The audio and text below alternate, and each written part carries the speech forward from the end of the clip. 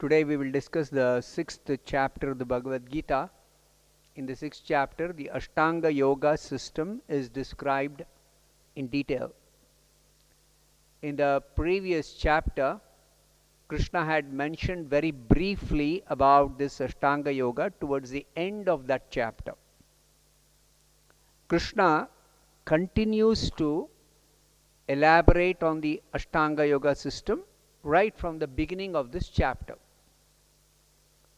First of all, Krishna describes who is a true yogi.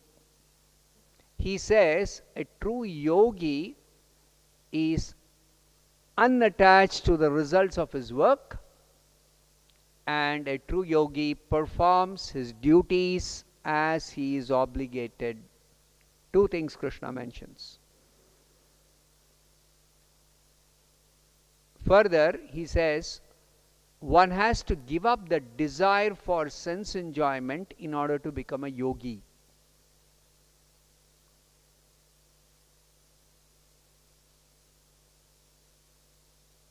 In this chapter, it is particularly important to note that the mind is the central point of yoga practice.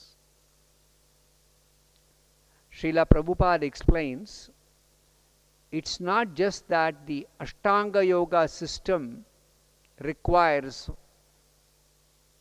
mind control. Any yoga system requires mind control.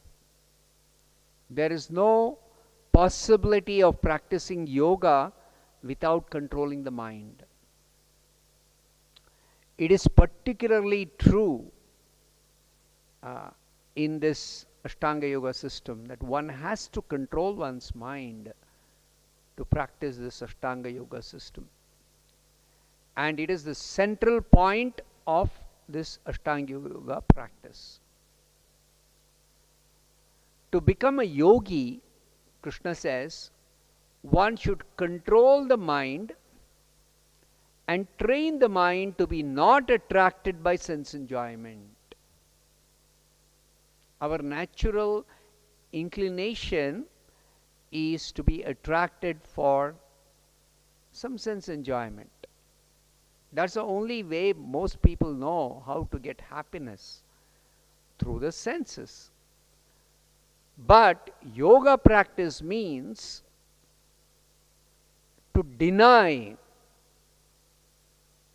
enjoyment through the senses. Why? We will understand in a later point in this chapter that yoga practice, especially Ashtanga Yoga practice, leads to samadhi. In samadhi, which is the perfection of Ashtanga Yoga practice, there is spiritual happiness which is unlimited, which is described as boundless transcendental joy. So this sense pleasures are very meager, very, very little.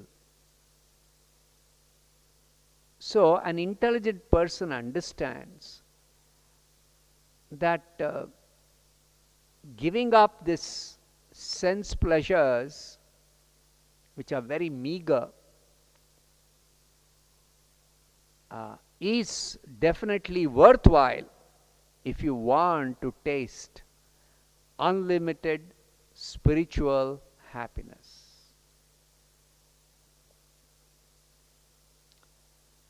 So Krishna also explains those who are attracted by sense pleasures or sense enjoyment, they become more and more entangled in this world and are unable to practice yoga.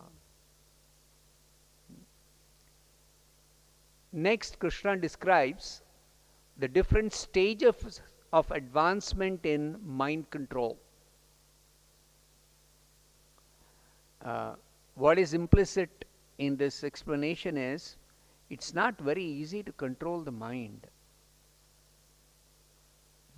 A common man, ordinary people, they are simply driven by their mind. They just work according to the dictations of their mind. But yoga practice means we should not simply follow the dictation of the mind. No. So the most preliminary step in mind control is when the mind is not agitated by attractions of sense enjoyment. That's the beginning of mind control in this Ashtanga Yoga practice. Then what happens? The mind becomes very calm. In a calm state of mind, when one is undisturbed by sense enjoyment, such a person is not affected by any dualities like happiness and distress, heat and cold, honor and dishonor. You can easily understand that when, let us say, it is like now summer is just coming, so we feel hot. The mind will dictate, now try to look for a cool place, switch on the fan. Better still, if there is an air-conditioned room, let's go and sit in the air-conditioned room. So the mind always dictates like that. When it is very cold, oh, I want some warmth, I want some heat. Or when there is some honor, oh, very nice. But if there is some dishonor, oh, I don't like it. So these dualities are always there in this world, and one whose mind is not controlled is often disturbed by these dualities. So yoga practice means control the mind and bring it to a calm state where the yogi is no longer disturbed by dualities. On making further advancement in mind control, the yogi is fully satisfied by knowledge and realization. Once earlier I had explained, knowledge is theoretical knowledge,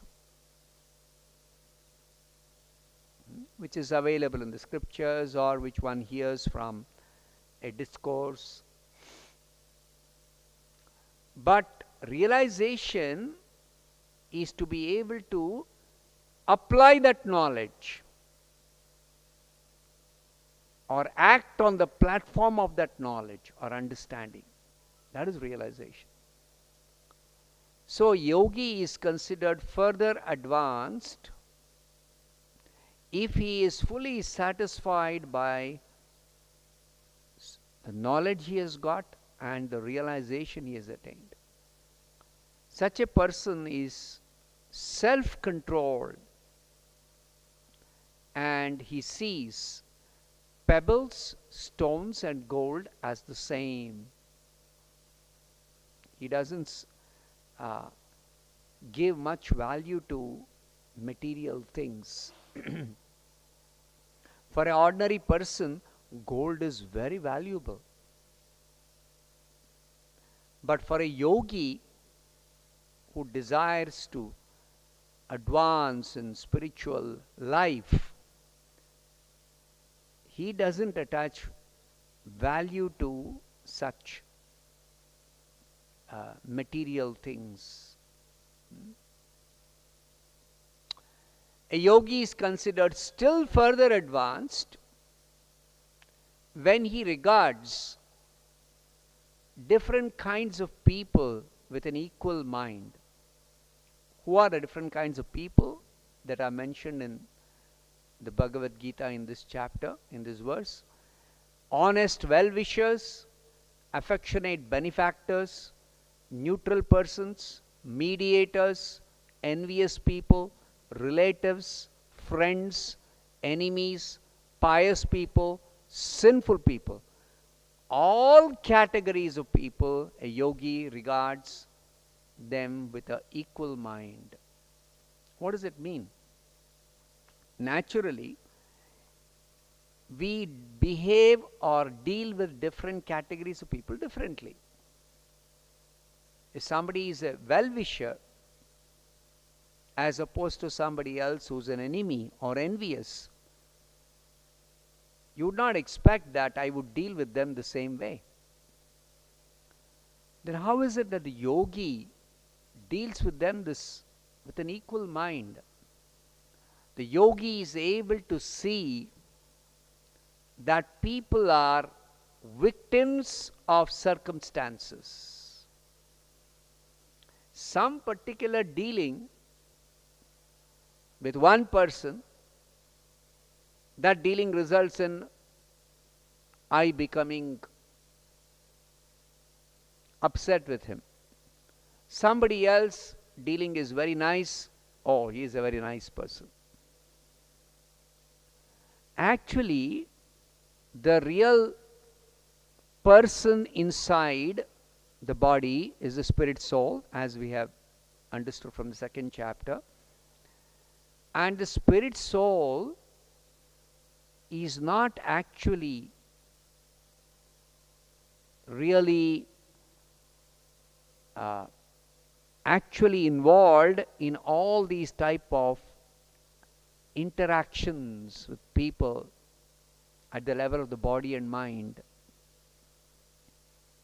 Since a yogi is trying to advance spiritually, so he should be unaffected either by material possessions or by material relationships.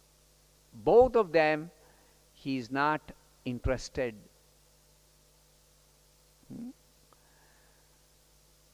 Then Krishna says a yogi should try to concentrate his mind on Paramatma. Paramatma is the Supreme Lord Krishna who is seated in everyone's heart. He should live alone in a secluded place. Why secluded place? Because he is not interested in these material dealings. He doesn't want to be disturbed by people's ordinary activities. He should always be free from desires for material things. He should be free from possessiveness. Next, Krishna describes the actual method of practicing this Ashtanga Yoga. So far, some general characteristics of Ashtanga Yoga, mainly involving mind control. Now, the actual practice. What does it involve? Krishna says to practice yoga, one should go to a secluded place and should lay kusha grass on the ground and then cover it with a deer skin and a soft cloth. A proper seat has to be prepared. Because the yogi has to sit on that seat. In Sanskrit, it's called asana. You would have heard this term for those who learn this yoga asana, different bodily exercises. That yogasana also, the bodily exercises, are meant for making the body sufficiently well suited for sitting properly in a proper posture to do meditation. That is the real purpose of practicing those bodily exercises. Here, Krishna is not describing those details. He's talking of how to prepare a proper seat for sitting and doing meditation. Meditation is actually, in the Ashtanga Yoga system, it's a seventh step. Ashtanga means 8 steps. So meditation is actually the 7th step. Here, Krishna is not going into details, though I said Krishna describes in detail, compared to the very, very brief description in the 5th chapter. Here, little more details are given. The actual details are given in what is called as Patanjali Yoga Sutra. Patanjali is the Rishi, the sage, who has described in detail in a treatise called Yoga Sutra to practice this Ashtanga Yoga. There the lot of details are given. But here, just briefly, Krishna mentions here the process, the practice. One should go to a secluded place, should lay kusha grass on the ground and then cover it with a deer skin and soft cloth. The seat should be neither too high nor should be too low. It should be situated in a sacred place. So, Srila Prabhupada explains that if somebody wants to practice Ashtanga Yoga, they cannot do it living in a city or any place where ordinary people are busy with day-to-day material activities. Such a place is not suitable for a Ashtanga Yogi. The yogi should then sit on it very firmly and practice yoga by controlling his mind and senses, purifying the heart and fixing the mind on one point. Mind control is not very easy. In the Ashtanga Yoga system, there is a specific method of bringing the mind under control. Krishna describes that, how one should sit. One should hold one's body, neck and head erect in a straight line.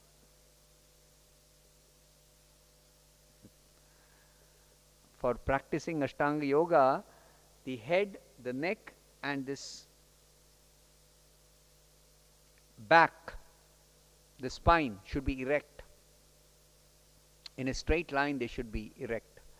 And one should stare steadily at the tip of the nose. Staring at the tip of the nose. All this is to actually bring the mind under control. Thus, with an unagitated, I described this earlier, mind should not be agitated by sense attractions. Unagitated, subdued mind, completely the mind has been made very calm. Devoid of fear. Just like one is in a secluded place, formerly they used to go to forest, but now it's not very practical to go to the forest. To find a forest itself is very difficult. Even if there is a forest, we are not practiced to live in a forest.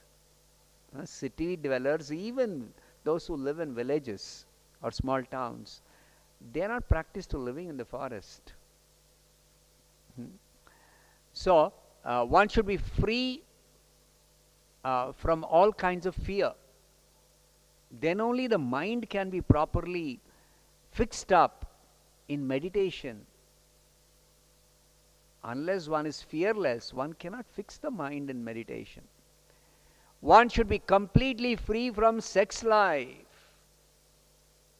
It's called Brahmachari Vrata. Brahmachari Vrata means complete celibacy. No sex life, absolutely no sex life. In this state of mind, one should meditate upon Krishna within the heart. Krishna within the heart is seated as Paramatma, and make him the ultimate goal of life. Paramatma becomes the ultimate goal of life. So, really speaking, this yoga practice is not meant for reducing some weight, improving the breathing. It is not meant for all that. The real goal is to have darshan of Krishna within the heart, who is present as Paramatma.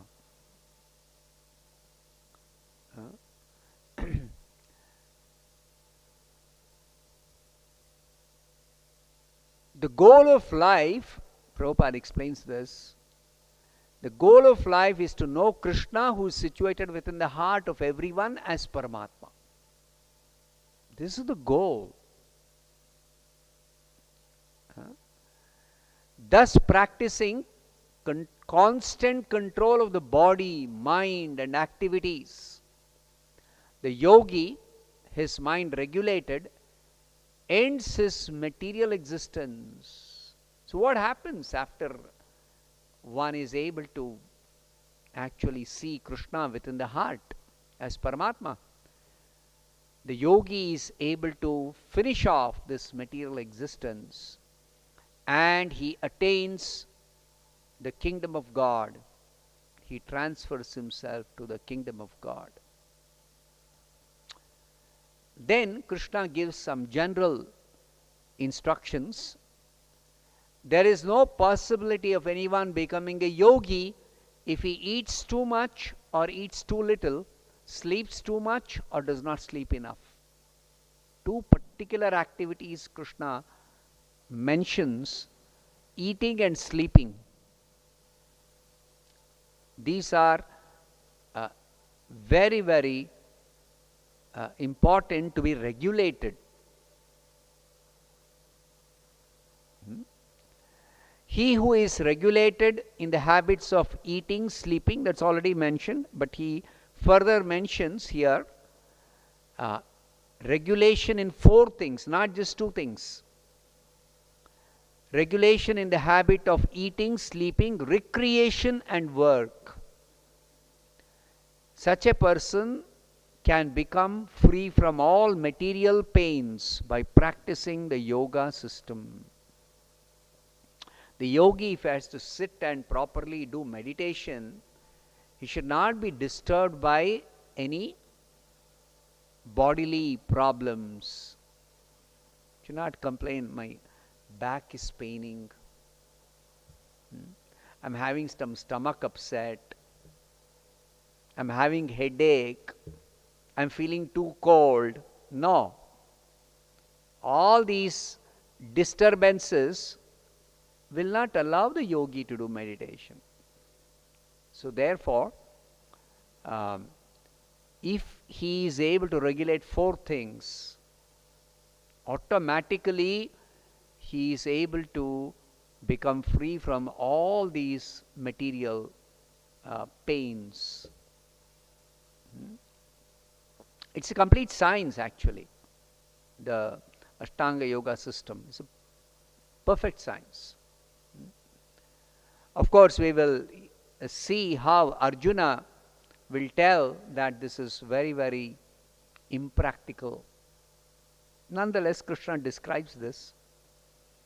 When the yogi disciplines his mental activities and his mind becomes situated in Paramatma, meditation on Paramatma, devoid of all material desires, he is well established in yoga.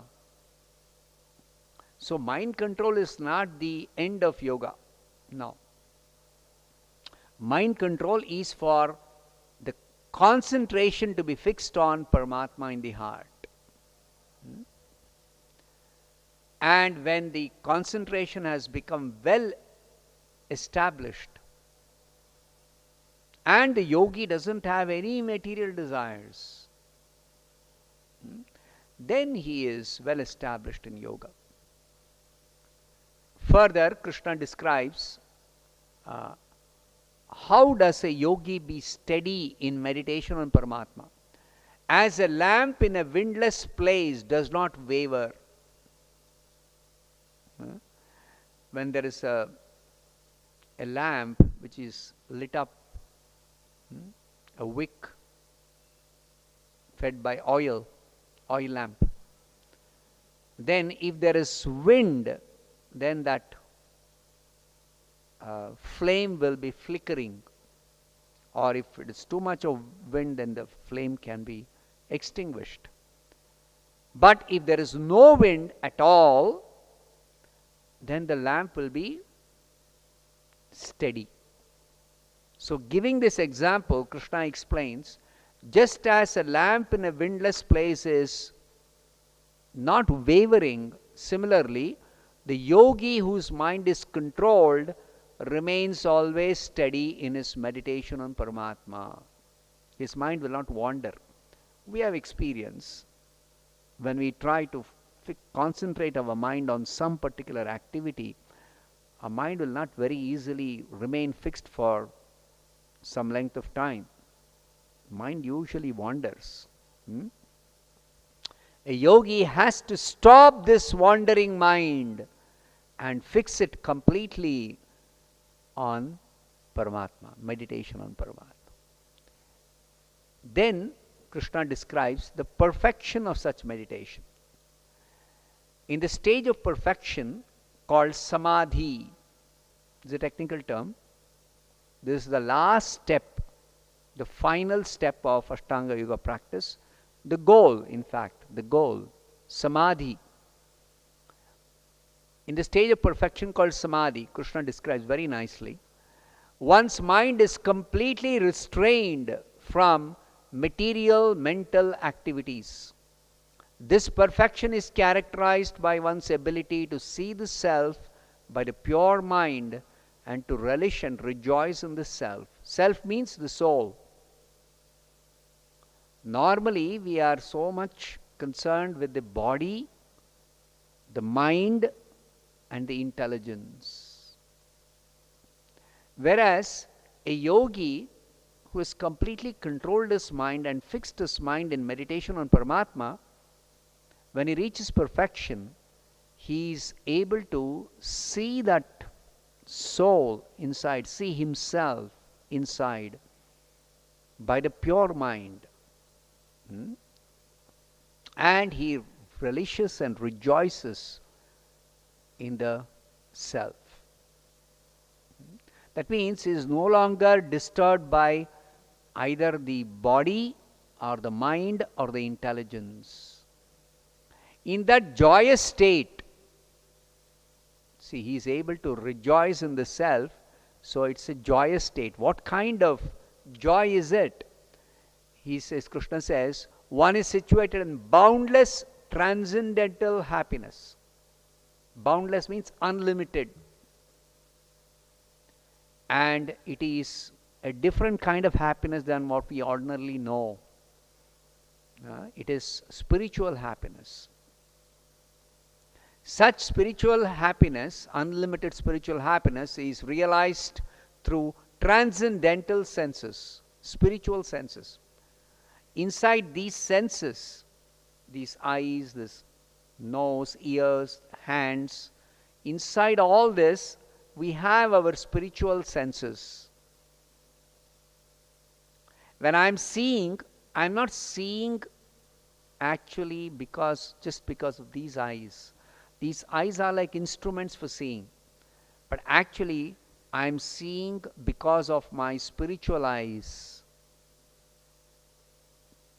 Similarly, my hand, when I'm holding this book, I'm holding through this hand, but actually I'm getting the grip through my spiritual hand. So inside this body, there is this spiritual self, I, with spiritual senses. So those spiritual senses are awakened by yoga practice, even bhakti yoga, any yoga practice. The aim is to awaken our spiritual senses. Through spiritual senses, you can experience spiritual happiness. It's a totally different type of happiness. It cannot be compared with any material happiness.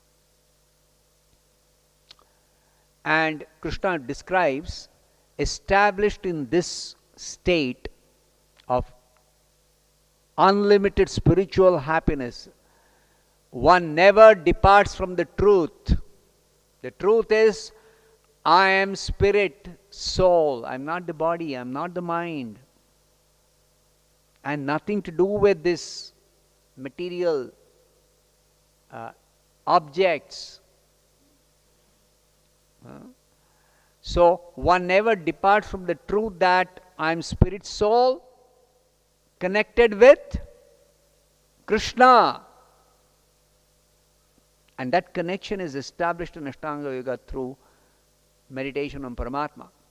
And upon gaining this, the yogi thinks there is no greater gain. It is the highest achievement. There is nothing better, nothing higher. Being situated in this position, one is never disturbed even in the midst of greatest difficulty. Some natural calamity comes. Whatever happens outside, the yogi is undisturbed. It's a wonderful state of existence. This indeed is actual freedom from all miseries arising from material contact. In the 5th chapter, it was mentioned that all miseries are due to contact of the senses and the sense objects. But that sense contact resulting in misery is completely gone when we actually become situated in samadhi. Then Krishna further describes some more points about this Ashtanga Yoga. One should engage oneself in the practice of yoga with determination and faith. Don't think that it will be very easy and quick to attain this perfection of samadhi. It takes a long time. So therefore, there's a need for determination, there's a need for faith, and one should never be deviated from the path. One should abandon without exception all material desires born of mental speculation. All kinds of desires, what we generally think we have, material desires, are due to our material mind concocting in so many ways. I can enjoy like this, I can enjoy like that, I can enjoy some other way. So a yogi, he stops this business of concocting all types of different enjoyment, knowing very well no type of material enjoyment is worthwhile. It's all useless. That way the yogi completely controls all the senses on all sides by the mind.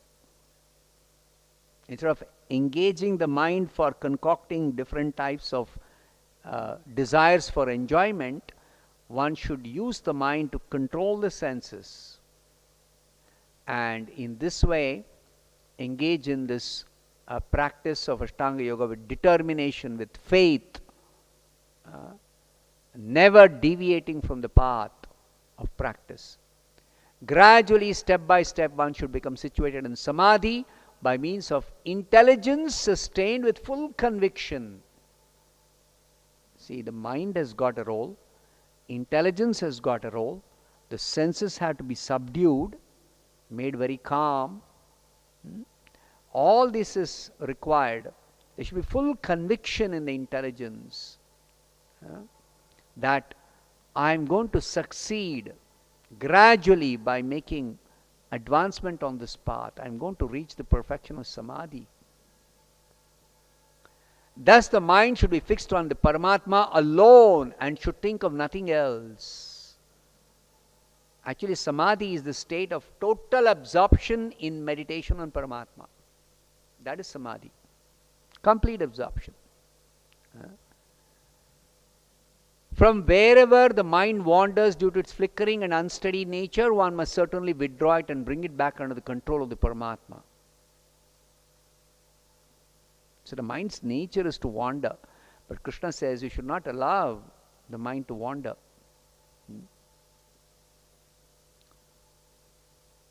Then Arjuna, he says, the system of yoga which you have described appears impractical and unendurable to me, because the mind is very, very unsteady. Arjuna says 4 things about the mind. The mind is restless, turbulent, obstinate, and very strong. Mind control is not an easy thing. To subdue the mind is more difficult than controlling the wind. You can imagine if the wind is blowing like a cyclone or tornado, who can control? Nobody can control. If controlling the wind itself is difficult,